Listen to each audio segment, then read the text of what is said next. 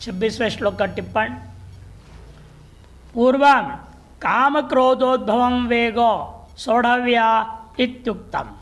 पूर्व में काम और क्रोध से उत्पन्न वेग को सहन करना चाहिए ये कहा गया था। अब जो है क्या कह रहे हैं, उन दोनों को त्यागना चाहिए, बल्कि तो त्याज्यो निर्वाण लाभाय इत्युच्यते। लाभाय बीचों कुछ अक्षर अधिक है, काट देना। अब उन दोनों को त्यागने के यहाँ पर उपदेश कर दिया, राग काम क्रोध वियुक्ता नाम कह करके। इत्युच्यते सहनापेक्षया त्यागो श्रेष्ठ इति वा उच्यते। अतः यह कथन करने की इच्छित है, यहाँ सहन की अपेक्षा से त्याग ही कर देना ज्यादा श्रेष्ठ है। अध्यायोपक्रमे च उक्तम, अध्याय को उपक्रम में भी कहा गया था, यो न द्वेष्टि न कांक्षति। उसका एक तरह से यहाँ 26वें श्लोक में उपसंहार हो गया। तद उपसंहरति विहितात्मनाम इत्यत्र विजितात्मनाम इति पाठ भेद दृश्यते। अंतिम जो शब्द श्लोक का विदितात्मनाम, उसका पाठ भेद है विजितात्मनाम करके पाठ भेद है। ये पाठ भेद स्वीकार करते तो क्या अंतर पड़ेगा वो दिखा रहे हैं। प्रथम पक्ष है विधिज्ञाने धातु है, इत्यस्मात् धातु निष्पादित शब्देन, निष्पादित शब्देन, यहाँ भी अशुद्धि है। जाप्यते ब्रह्मविद भवति इति, यहाँ पर ज्ञापन हो जाता है विद ज्ञानी धातु के आधार पर। यदि हम मानते हैं विदितात्मा नाम, तब ब्रह्मविद होता है, यह ज्ञापन हो जाता है। मुंडकोपनिषद 3:9 इसे प्रमाण है। यदि हम वि उपसर्गपूर्वक जी जय धातु विजितात्मा नाम, विजितात्मा, विजितात्मा कैसे बनेगा, वि उपसर्गपूर्वक जी जय धातुश्चेत अंतःकरणवाची आत्मशब्द विजितात्मा। आत्मा शब्द का अर्थ वहाँ फिर शुद्ध आत्मा नहीं होगा, आत्म शब्द का अर्थ अंतःकरण हो जाएगा। जीत लिया है अंतःकरण को विशेष रूपेण जो, ऐसा अर्थ हो जाएगा। अंतःकरणवाची आत्मशब्द तब होगा विजित अंतःकरणानाम इत्यर्थ। जिन लोगों ने विशेष तौर पर जीत लिया है अपने अंतःकरण को, ऐसे जो लोग हैं, ये अर्थ होगा। यानी अर्थ प्रकरणानुसारेण उचित नहीं है, तद असंगतम। क्यों? क्योंकि यथचेत साम करके इसी श्लोक के पूर्वार्ध का अंतिम शब्द है यथचेत साम। यथचेत साम और विजितात्मा नाम का अंतर कुछ नहीं रह गया। जिसने अपना अंतःकरण को यत मैंने नियत कर दिया, संयत कर दिया है, कहो, और विजित कर लिया कहो, बात एक ही है। धातु भेद मात्र कर रहे हो, अर्थ में तो कोई भेद नहीं दिखता। इसे पुनरुक्ति दोष हो जाएगा। यदि यथचेत साम या पूर्वार्ध में जो शब्द है उसी अर्थ को बता रहे हो विजितात्मा नाम से, फिर तो पुनरुक्ति हो जाएगा, व्यर्थ हो जाएगा। इसलिए तदा संगतम यथचेत साम यदि पूर्वार्धेन उक्तस्य पुनरुक्ति स्यात् तस्मात् विहितात्मा नाम इति पाठो जायान। वह पाठ ज्यादा श्रेष्ठ है, अच्छा है, उचित है। 27वें श्लोक के लिए और 28वें श्लोक, दोनों श्लोक के लिए एक साथ भाष्यकार भी अवतरणिका देंगे, एक साथ संग्रहानंदी भी अवतरणिका देते हैं। दोनों श्लोक के लिए अवतरणिका एक साथ है। सम्यक दर्शन निष्ठानाम सन्यासी नाम सद्यो मुक्ति रुकता। पहले सम्यक दर्शन निष्ठ लोगों के, सन्यासियों के लिए सद्यो मुक्ति का वर्णन कर दिए थे। उसके बाद क्या किए, कर्मयोगश्च ईश्वरार्पित सर्वभावेन ईश्वरे ब्रह्मण्यादाय क्रियमाण सत्वशति ज्ञान प्राप्ति सर्वकर्म संन्यास क्रमेण मोक्ष है इति। दूसरे अधिकारियों को क्या कहा, मध्यम अधिकारी और मंदाधिकारी के लिए कर्मयोग को करना है, वह भी ईश्वरार्पित बुद्धि से, ईश्वरार्पित सर्वभावेन, सर्वभावेन ईश्वरार्पण किया गया हो। ईश्वर में ही ब्रह्म ईश्वरे, ईश्वर कौन है, अर्थात ब्रह्मणी, सगुण नहीं लेना, शुद्ध ब्रह्म ही आधाय क्रियमाण किया गया जो कर्मयोग है वह सत्व शुद्धि ज्ञान प्राप्ति और सर्वकर्म संन्यास द्वारा क्रमेण मोक्ष के लिए उपयोगी है। इस बात को भी भगवान ने पदे पदे अब्रवीद वक्षति च, पद पद हर एक अध्याय में हर बार अब तक बोलते आए हुए हैं और आगे भी बोलते रहेंगे इस बात को। और इदानीम अब क्या करने जा रहे हैं फिर आप? ध्यान योगम सम्यक दर्शन से अंतरंगम विस्तृण वक्ष्यामि इति। ध्यान योग का जो ध्यान योग क्या है? सम्यक दर्शन का अंतरंग साधन है। अगला अध्याय 8वां अध्याय ध्यान योग ही है। उसके लिए बीज यहाँ बो रहे हैं, सूत्र यहाँ दे रहे हैं। विस्तरेण वक्ष्यामि, विस्तारपूर्ण अगला अध्याय में कहने वाला हूँ। इति तस्य सूत्रस्थानीयान श्लोकान उपदेशि, उसी के सूत्रस्थानीय श्लोकों को यहाँ पर उपदेश कर रहे हैं। 2 श्लोक के द्वारा ध्यान का संक्षेप कथन करेंगे और 29वें श्लोक के द्वारा इसका फल बताएंगे, साध्य साधन बता देंगे, जिसके बारे में अर्जुन को पूछने के लिए अवसर मिल जाता है और तब विस्तार पर भगवान समझाएंगे उसको। यह है भाष्यकार की अवतरणिका। शंकराचार्य कहते हैं संहितात्मनाम इति सम्यक ज्ञान सिद्ध है तत्फल सिद्धेश्च समाधि परम कारण सूचित्वा। पूर्व में यथचेतसाम कह करके इस पूर्व में संहितात्मनाम इतने जो शब्द आए हुए हैं उससे सम्यक ज्ञान की सिद्धि जो है और फल सिद्धिश्च, दोनों के दोनों का पीछे कारण कौन है? समाधि ही परम कारणम। लेकिन समाधि लगे कैसे? इति सूचित्वा तमेव समाधि योगम ससाधनम उपदिदिक्षो। और वही समाधि योग को साधन सहित उपदेश करने की इच्छा से तस्य सूत्रभूतम श्लोकत्रयम आहा, उसका सूत्रभूता 3 श्लोक, 2 श्लोक साधन, 1 श्लोक फल को बताने के लिए वर्णन करने जा रहे हैं। तत्र आदो श्लोकद्वयेन निधिध्यासोर अंतरंग साधनानि 6 कर्तव्यानि उपदिश्यते। उससे पहले 2 श्लोकों के द्वारा निधिध्यासन करने की इच्छा जो रखता है व्यक्ति, ध्यान इच्छु जो होगा, उसके लिए अंतरंग साधन 6 चीज़ें बताएंगे। प्रत्याहार, धारणा, ये सारी चीज़ें जरूरी है, उसके बिना नहीं होगा। आसन भी है, प्राणायाम भी है, ये सब चाहिए। यम नियम सबसे पहले चाहिए। 6 कौन है? ध्यान के अंग, ध्यान और समाधि 7 और 8वां है। इसे यम, नियम, आसन, प्राणायाम, प्रत्याहार और धारणा, ये 6 चीज़ है। वो 6 चीज़ों को अन्य शब्दों के द्वारा सीधे न कह करके शब्दांतरों से कहने जा रहे। देखिए, स्पर्शान कृत्वा बहिर्बाह्यां चक्षुश्चैवान्तरे भ्रुवोः प्राणापानौ समौ कृत्वा नासाभ्यन्तरचारिणौ यतेन्द्रियमनोबुद्धिर् मुनिर्मोक्षपरायणः विगतेच्छा भयक्रोधो यः सदा मुक्त एव सः। स्पर्शान् कृत्वा बहिर्बाह्यां चक्षुश्चैवान्तरे भ्रुवोः प्राणापानौ समौ कृत्वा नासाभ्यन्तरचारिणौ यतेन्द्रियमनोबुद्धिर्मुनिर्मोक्षपरायणः विगतेच्छा भयक्रोधो यः सदा मुक्त एव सः।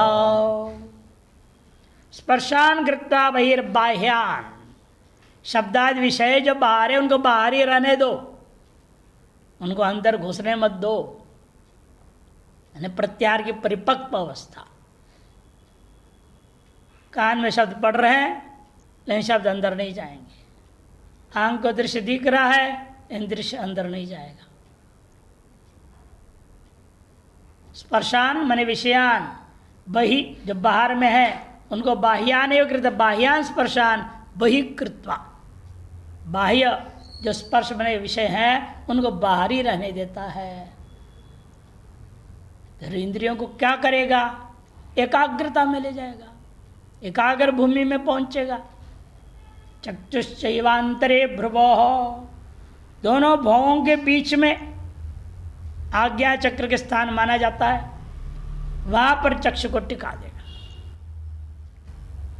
बाहर खोल क्यों नहीं देखेगा इस जगह को? अंदर से चक्षु को भवों के बीच में टिका देगा।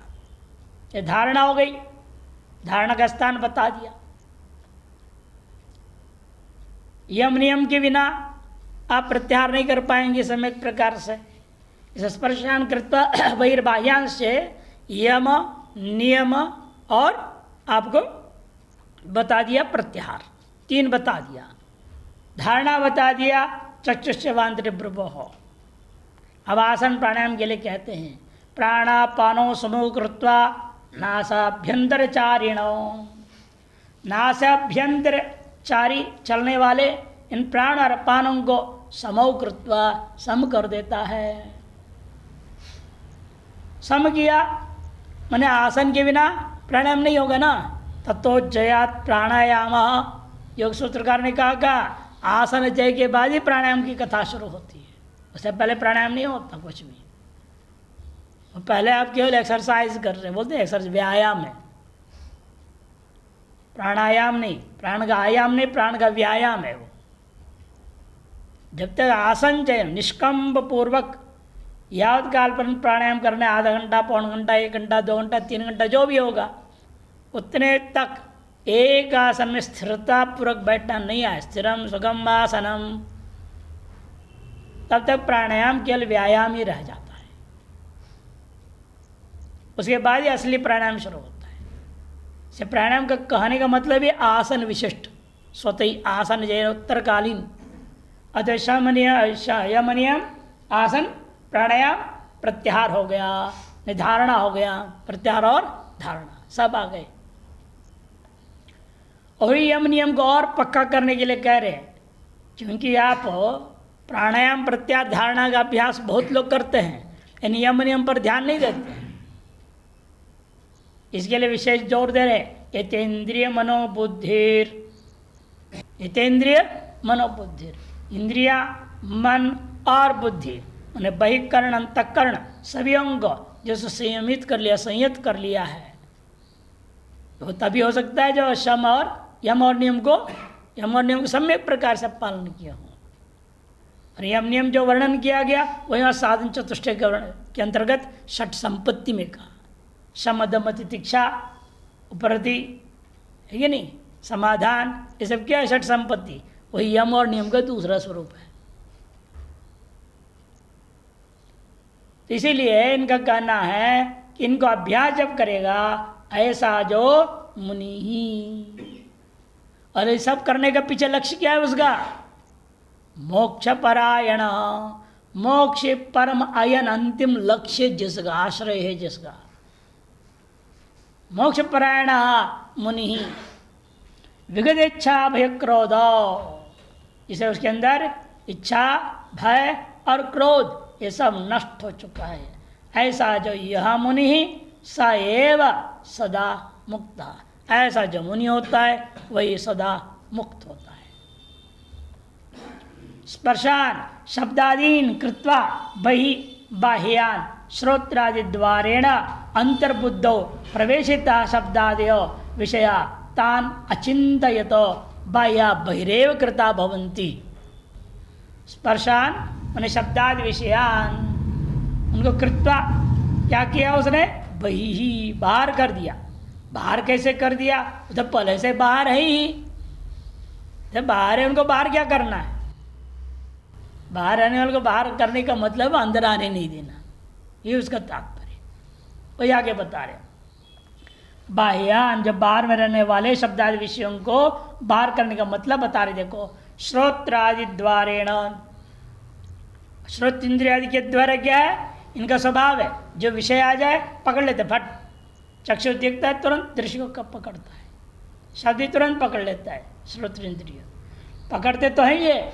श्रोत्रादि द्वारेण अंतर्बुद्धो, मन से आगे बुद्धि तक पहुंच गई है, लेकिन बुद्धि विवेकशालिनी होती है, वह वहां बसने नहीं देगी, इनको बाहर ही कर देती है। बुद्धो प्रवेशिता शब्दादि विषय तान अचिंतयतो, भले आ गए हैं तो उसका चिंतन नहीं करते। उनका चिंतन करने से उनका असर हो जाएगा आप पर। जो भी दृश्य दिख रहा है, जो भी सुन रहे हो, उसका चिंतन करो तो असर होगा। और ये सोच लो अरे तो ऐसे ही कोई मतलब नहीं।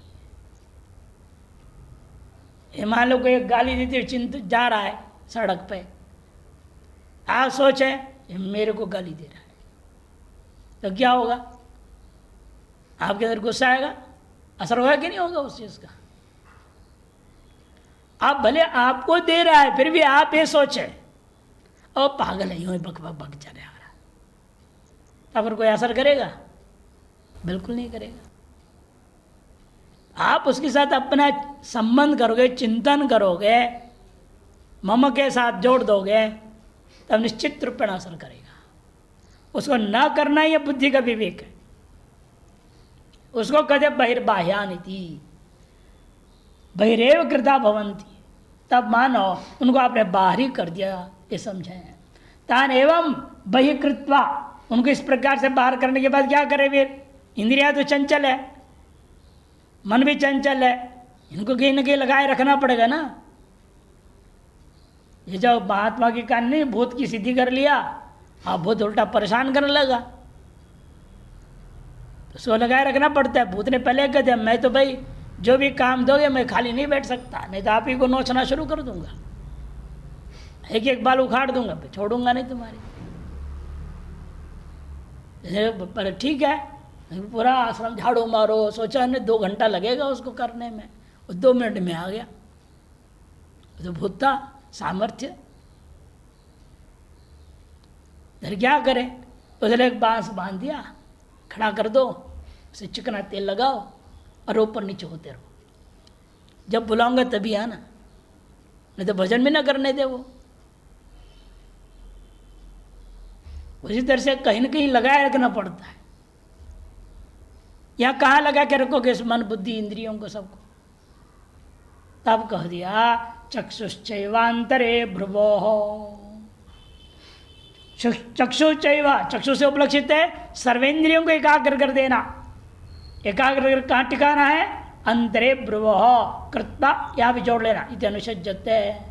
तथा प्राणापानौ नासाभ्यंतरचारिणौ समौ कृत्वा, प्राण और पान नासा के भीतर में चल रहे हैं, उनके स्वभाव है ऊपर अंदर चलते रहने का। लेकिन हमेशा एक विशेषता इनकी यह है कि दाहिने में ज़्यादा है तो बाएं में कम, कभी बाएं में ज़्यादा है तो दाहिने कम होता है, बराबर चलते ही नहीं है, दोनों में सम नहीं होता इतना आसानी से। परिश्रम करना पड़ता है, अभ्यास से होता है धीरे धीरे धीरे। जब भी उठेंगे देखेंगे आप, या तो दाएं या तो बाएं एक तेज चलते रहेगा, ज़्यादा खुला रहेगा, तो उसको बराबर लाना पड़ता है अभ्यास से। और उसको सम करो, इसलिए सम कर दो। सम करने के बाद इतेन्द्रिय मनोबुद्धि यतानि संयतानि इंद्रियाणि मनोबुद्धिश्च यस स। यत मने संयत कर दिया गया इंद्रिया, मन और बुद्धि, जिसका स यतेन्द्रिय मनोबुद्धिर, उसे क्या कहते हैं? मुनि। मननात् मुनि, जो शास्त्रों का मनन किया और संयम कर लिया वही व्यक्ति ऐसा हो सकता है। अर्थात भाष्यकार स्पष्ट लिखते हैं, हमेशा मुनि शब्द से मरणात् मुनि कह करके सन्यासी कह देते हैं। मोक्ष परायण एवं देह संस्थानों, इस प्रकार से एवं इसी प्रकार से देह संस्थानों, ऐसा है देह की सम्यक स्थिति जिसका, ऐसा जो मुनि का विशेषण दे दिया। मोक्ष परायण एवं देह संस्थानों, मोक्ष परायणो मन मोक्ष एव परम अयनम परागति यस्य, मोक्ष एकमात्र परम गति आश्रय जिसका स्वयं मोक्ष परायणो मुनिर्भवेत्। और कैसे होना चाहिए? विगत इच्छा भय क्रोध, इच्छा च भयंच क्रोधश्चेत, इच्छा भय क्रोधा ते विगता यस्मात्, वे निकल चुके हैं जिससे, नष्ट हो चुके हैं जिसमें, स विगत इच्छा भय क्रोध। एवं वर्तते सदा सन्यासी, जिस प्रकार से सदा रहता है ऐसे जो सन्यासी मुनि है, मुक्त एव स न तस्य मोक्ष अन्य कर्तव्यस्ति, उसको मोक्ष पाने के लिए कुछ और कर्तव्य शेष नहीं रह जाता है। स्पर्शानिति आत्मनो बहिरेव भ्रांत्या, संक्रांति टीका, आत्मनो बहिरेव भ्रांत्या कल्पिता बाह्या तान बाह्यान स्पर्शान शब्दाद विषयान बहिकृत्वा। आत्मा से वास्तव में बाहर है। बाहर क्या, भीतर बाहर क्या है ही नहीं वाक्य में। बाहर क्यों कह दिया आपने?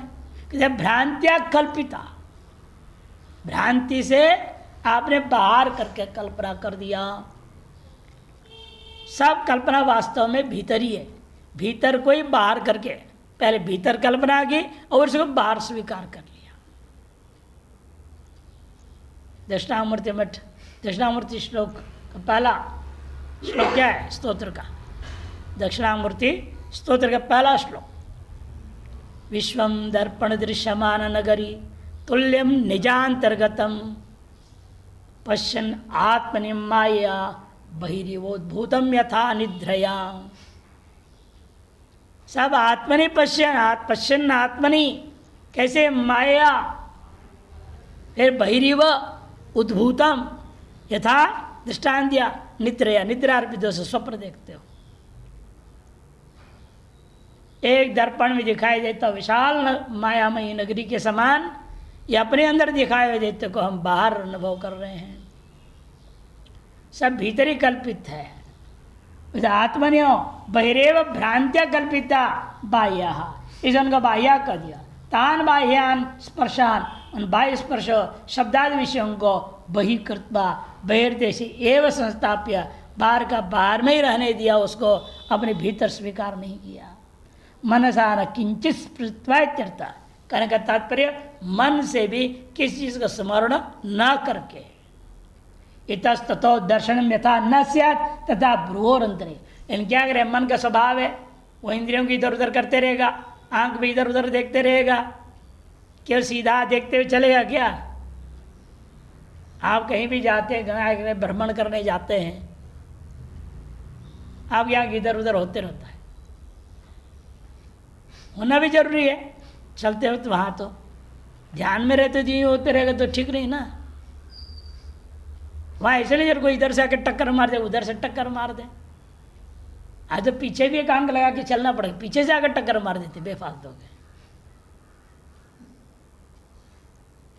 आप खड़े हैं, पीछे से टक्कर मार दी। यही हुआ थी मंगलाश्रम के सामने, महात्मा खड़े बातें कर रहे थे, वे बिल्कुल बगल में। फिर दिमाग क्या, स्कूटी वाला सड़क पे जाना चाहिए ना, उधर आकर उनको ठोक के फिर सड़क पे गया। इसे पीछे भी काम होना जरूरी हो गया आजकल है। या जैसे गाड़ी में होते ना, दो दर्पण नहीं होते हैं पीछे के दिखने, वैसे इधर से एक लगाना पड़ेगा दर्पण, दिखाई दे हम लोगों को, इधर से भी एक, तो पीछे कौन आ रहा है जा रहा है।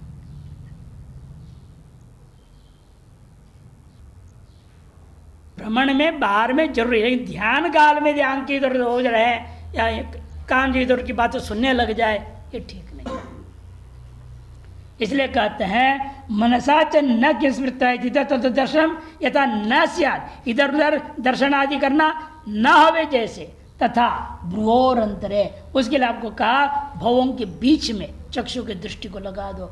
चक्षु हो दृष्टि कृत्वा, तथा इसी प्रकार से नासा व्यचारिणो प्राणापानो च समौ साम्यवस्थापन्नौ हृदय कृत्वा, नासा के भीतर में चरण के स्वभाव वाले प्राण और अपान को सम करके साम्य अवस्था को प्राप्त करता हुआ अपने हृदय में स्थापित करो। हृदय कृत्वा केवलम कुंभकम कुर्बन इत्यर्थ, कहने का मतलब केवल कुंभक करना, केवल कुंभक केवल नहीं चलेगा। केवल कुंभक करने के लिए, केवल कुंभक के अभ्यास के लिए शुरू में क्या करना पड़ेगा, चलते वक्त आप श्वास को बंद करके चला करें, अपने आप दोनों श्वास बराबर हो जाएगा, खुल जाएगा सब। तेजी से चलिए और पेट को अंदर खींच लीजिए श्वास लेकर,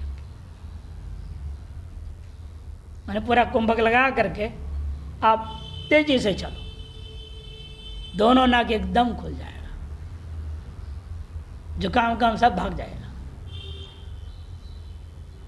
हमें कभी ऐसा अपने वॉकिंग मशीन है 6 किलोमीटर प्रति घंटे स्पीड में चला देते हैं, और बंद कर देते हैं। चलो फट फट फट फट फट फट चलता है वो गाड़ी, मशीन है वो तो 5 मिनट के अंदर सब गायब हो जाता है। दोनों विश्वास बराबर, अपने ध्यान में बैठो। फिर इसलिए इनका कहना है इस प्रकार से किसी भी युक्ति से करो, लेकिन करना पड़ेगा दोनों श्वासों को बराबर करते उसको हृदय में ला करके स्थापित करना पड़ेगा। इतनी एकाग्र भूमि में पहुंचने पर यह काम संभव है। एकाग्र भूमि में पहुंचना है कहने का अभिप्राय। पाप क्षयार्थम मनोनैश्चल्यार्थम केवल कुंभकम मुमुक्ष कर्तव्याम। पाप का क्षय करने के लिए, मन को निश्चल करने के लिए अवश्य ही मुमुक्ष को केवल कुंभक का अभ्यास करनी चाहिए। यतेन्द्रिय मनो बुद्धि इंद्रियाणि च मनश्च बुद्धिश्च इंद्रिय मनो बुद्धया यथा संयता स्व स्व विषय वैमुख्यम गमिता इत्यर्थ। अपने अपने विषयों से विमुख कर देने का नाम है वहां पर उनका संयत होना। यस्य स, ऐसे जिसके द्वारा कर लिया गया उस योगी, उस मुनि का नाम है यतेन्द्रिय मनोबुद्धि। इंद्रिय विषय ग्रहणम मनसा विषय चिंतनम बुद्धिया आवेशाद प्राप्तस्य अर्थस्य ग्रहणम अकुर्वन् इत्यर्थ। इंद्रियों के द्वारा विषय को ग्रहण न करते हुए, मन के द्वारा विषय का चिंतन न करते हुए और बुद्धि से आविष्ट प्राप्त वस्तुओं का, अर्थ का, पदार्थ का ग्रहण स्वीकार न करते हुए विगत इच्छा भय क्रोध, ऐसा रहता हुआ योगी ही क्या कर सकता है? इच्छा भय क्रोध से रहित हो सकता है। इच्छा च भयं च क्रोधस्य इच्छा भय क्रोधा विशिष्य बुद्धिम प्रत्यज्य गता। विशेष रूपेण इन सभी को बुद्धि को परित्याग, बुद्धि से परित्याग कर दिया गया। विगता इच्छा भय क्रोधा यस्य, विगत हो गया है इच्छा भय क्रोध जिसका, स वह मुनि को विगत इच्छा भय क्रोधो भूत्वा यस्मिन् कस्मिन् विषये इच्छायां सत्यं समाधिर् न सिद्ध्यति। ये क्यों कहा जा रहा है? क्योंकि जिस किसी भी विषय में यदि आपके अंदर इच्छा जग गई तो फिर आपकी समाधि भंग होगा। समाधि लगे नहीं सकती। समाधि लगी तो किस में लगेगी? उसी विषय में लगेगी जिसको आप चाहने लगेंगे। जिसको भगवान ने कहा ध्याय तो विषयान पुंसः, अपने आप इच्छा के विषय में आपका ध्यान चला जाएगा। स्वरूप ध्यान, आत्मचिंतन, ब्रह्म ध्यान और छूट जाएगा। इसलिए कहते हैं कि जिस किसी भी विषय की इच्छा जग जाए, यस्मिन् कस्मिन् विषय इच्छायां सत्या समाधिर् न सिद्ध्यति। दिवारात्र आवरण्ये, दिवारात्रौ अरण्ये गुहादो प्राणिभ्यो भयमस्ति चेत समाधिर् न सिद्ध्यति। चाहे दिन हो चाहे रात्रि हो, चाहे जंगल में हो चाहे गुफा में हो, यदि आपको प्राणियों की से किसी न किसी प्रकार का भय है तो समझ लो आपको समाधि नहीं लग सकती, ध्यान नहीं हो सकता। तीनों के लिए बटार है। किसी विषय की इच्छा हो तो समाधि नहीं हो सकती। किसी की चीज को लेकर कहीं भी रहते हुए आपको भय जागृत हो गया तो समाधि भंग हो जाएगा, ध्यान समाधि नहीं हो सकता है। दिवा रात्रौ अरण्ये गुहादो यदि प्राणिभ्यो भयमस्ति चेत समाधि न सिद्ध्यति।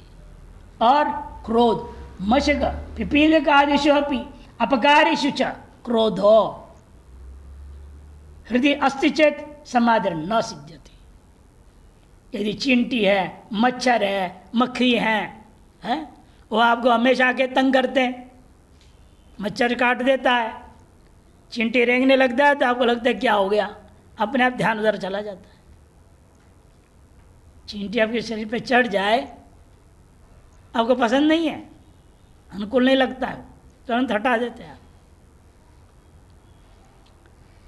इसलिए कहते हैं मशको, पिपीलिका आदि जो कैसे हैं आपके अपकारी है, वो उपकार करते नहीं अपकार करते, बल्कि उनको लेकर के क्रोध हृदय में जग जाए तो समझो आपका ध्यान समाधि नहीं हो सकेगा। न सिद्धि अतएव तत्तृतयम निधिध्यासु परित्यजेत इत्यर्थ। इस इन तीनों को, इच्छा भय और क्रोध, इन तीनों का अवश्य यदि ध्यान करने के इच्छुक व्यक्ति को परित्याग करना चाहिए। किंच मोक्ष परायण प्रयत्नेन कर्तव्यम कार्यम सर्वं परित्यज्य तीव्र मोक्षया मोक्ष साधने कनिष्ठ सन मोक्ष परायण सन इत्यर्थ। और क्या होना पड़ेगा उसको? मोक्ष परायण होना पड़ेगा। मोक्ष परायण का मतलब स्पष्ट कर दिया, प्रयत्न पूर्वक कुछ भी कार्य कर्तव्य अपने दिमाग में नहीं आनी चाहिए। प्रयत्न कर्तव्य कार्यम सर्वम परित्यज्य, परित्याग करके तीव्र मोक्ष इच्छा से मोक्ष के साधनों में एकमात्र निष्ठा बना करके जो रहने वाला है उसको मोक्ष परायण कहा जाता है। ऐसा जो मुमुक्षो सर्वम संन्यस्य सदा मुनिर्भवति, सब त्याग करके इस प्रकार से जो होगा वह मुनि होता है। मुनिर माने मननशील, मननम वस्तु ध्यानम। मनन का मतलब क्या पर अपना जो वस्तु है, आत्मा है, ब्रह्म है, एक ही वस्तु संसार में, एक ही पदार्थ है। अन्य दर्शन वाले कहते अनेक पदार्थ गिनते हैं, वेदांत में एक ही पदार्थ है, एक अद्वितीयम ब्रह्म। उसी का जो है चिंतन करते, ध्यान करता, नियमेन तदेव करोति, वही करता और कुछ नहीं करता। इति मुनि स यदा मुनिर्भेव भवति, वह जब इस प्रकार से मुनि ही होकर रहेगा, स एव मुक्तो भवति, मुक्त हो जाता है। नान्य शतदा कृत श्रवणोपि, इस श्लोक द्वयोरर्थ, अन्य कोई हो नहीं सकता, भले सैकड़ों बार वेदांत श्रवण कर ले, शतदा कृत श्रवणोपि, सैकड़ों बार वेदांत श्रवण कर ले तो भी वह नहीं हो सकता। श्लोक द्वय का संक्षिप्त अर्थ है। टिप्पण का कथम आत्मा विदितम भवति चेत, पूर्व श्लोकांत में कहा विदित आत्मा नाम, अरे आत्मा विदित कैसे हो जाएगा, ऐसे आशंका हुई। जदाह कहते ये आपको करना पड़ेगा तब हो जाएगा आत्मा विदित। क्या क्या करना पड़ेगा? यम नियम आसन प्राणायाम जो है प्रत्याहार धारणा, इनका अभ्यास करना पड़ेगा तो ध्यान होगी, ध्यान होने समाधि हो जाएगी। पूर्वार्धेन प्रथम पादेन प्रत्याहार मुक्ता, पूर्वार्ध प्रथम पाद के द्वारा यम नियम विशिष्ट प्रत्याहार को कथन कर दिया। द्वितीय पाद ने धारणा वक्ति, द्वितीय पद धारणा का वर्णन किया। उत्तरार्धेन प्राणायामम, और प्रथम श्लोक का उत्तरार्ध के द्वारा प्राणायाम को बोल दिया। अरे विक्रम क्यों कर दिया? पहले प्राणायाम प्रत्याहार धारणा होना चाहिए ना। कहते विक्रमेण आत्मवेदने साधनम दर्शेती, श्लोक की रचना में भगवान ने यहाँ विक्रम से साधनों को रख दिया। प्रत्याहार धारणा और प्राणायाम होना चाहिए, प्राणायाम प्रत्याहार धारणा साधनम दर्शेती। आत्मवेदन में यही मुख्य साधन है। काव्य श्रोता सूत्र परिषद में प्राणान प्रपीड्य संयुक्त चेष्टा क्षीणे प्राणे नासक्योच्छ्वसित, उच्छ्वसित चाल होना चाहिए, उच्छ्वास। प्राणान प्रपीड्य संयुक्त चेष्टा, संयमित चेष्टा वाला होकर प्राणों को अपने अंदर ही प्रपीड्य, मैंने भी इसको यहाँ सम का, उधर प्रपीड्य शब्द है। पीड़ित करने मतलब उनको जबरदस्ती कुंभक के द्वारा अंदर ले जाना, स्थापित करना भीतर ही। क्षीणे प्राणे, जब प्राण इस तरह से क्षीण हो जाए, क्षीण हो जाए मतलब क्या? अति सूक्ष्म हो जाए। सामान्यतया एक आदमी कितने श्वास लेते हैं एक मिनट में? शास्त्रीय सिद्धांत है 15। एक मिनट में 15, 60 मिनट में कितना हो गया? 15 छक्का 90, 900 हुआ। 900 इंटू 12 घंटे में 108, इसलिए माला में 108 होता है। 2 शून्य हटाओ 108, और दिन और रात में 200-1600।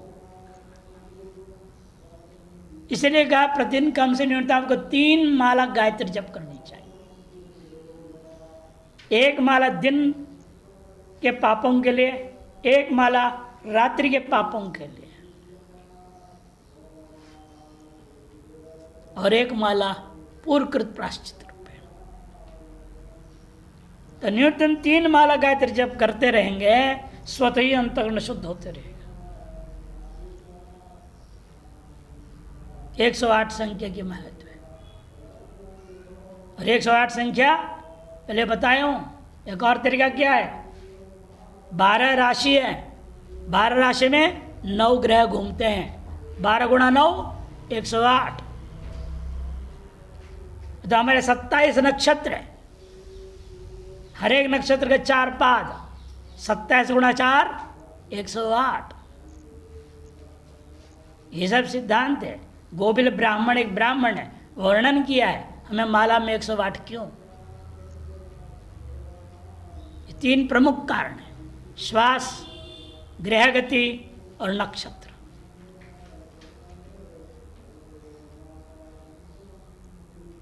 इसलिए इनका कहना है कि भाई इन प्राणायाम के द्वारा प्राणे नासिके उच्छ्वसित, प्राण को तब सूक्ष्म हो जाता है।